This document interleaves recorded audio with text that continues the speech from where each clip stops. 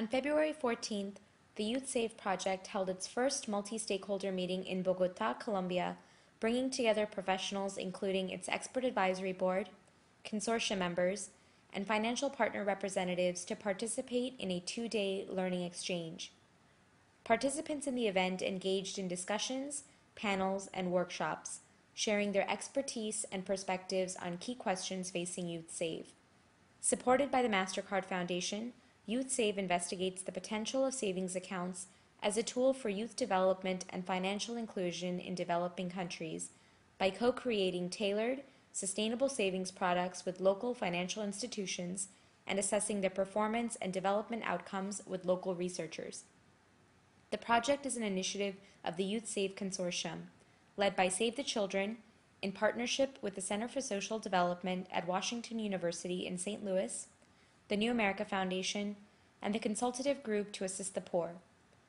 I am Payal Pathak, Program Associate for the Global Assets Project at the New America Foundation, and in this podcast, I'll be highlighting the perspectives that 3 YouthSave Expert Advisory Board members shared when asked about the opportunities and challenges to product development and delivery for low-income youth. Anne-Françoise Lefebvre, the head of the Institutional Relations Department of the World Savings Banks Institute, provided a financial institution's perspective on what needs to happen in order to capture the demand of youth savings products and to make a product financially sustainable. We need to adopt a balanced approach.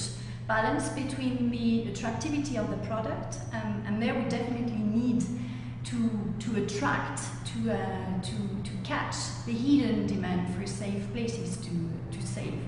And somehow banking has to be cool.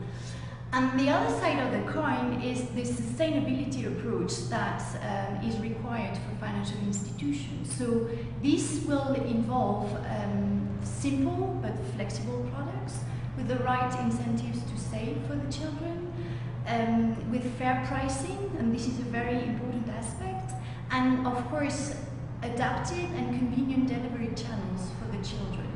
So we believe very strongly there in the power of technology and especially mobile phone banking. Beatriz Marulanda, an independent consultant and an advisor on promoting access to financial services for low-income populations, commented on the challenges around access to savings products and on achieving the business case.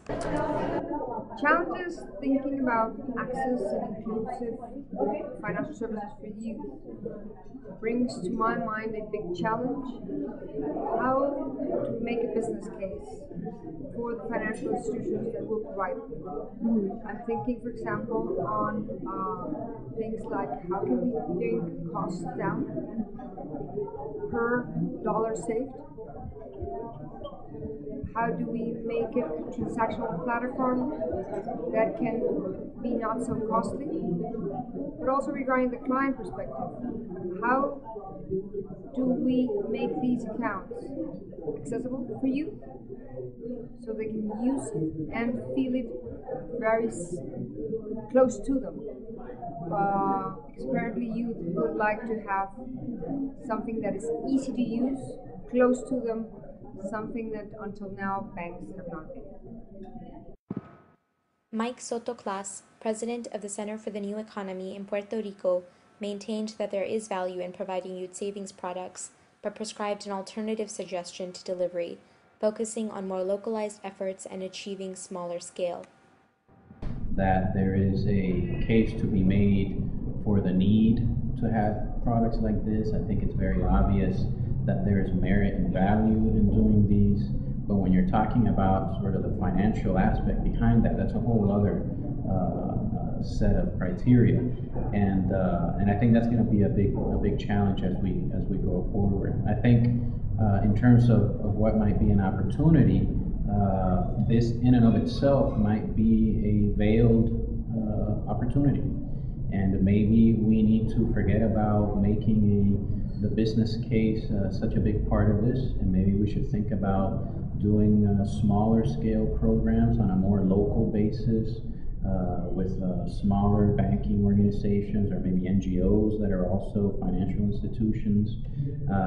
So I think we're at the intersection where hopefully we'll figure out which of those two paths we'll take. You know, do we take the traditional path where you want to sort of scale up quickly and to a large extent, or are we going to go towards the road of something different and new and more local? And I think as it stands now, I wouldn't mind doing the latter. I think local might be very interesting. The question of appropriate product development and delivery of youth savings accounts explored in Bogota with our expert advisory board members and summarized here in this podcast is but one of many facing YouthSave and the youth-inclusive financial services field generally.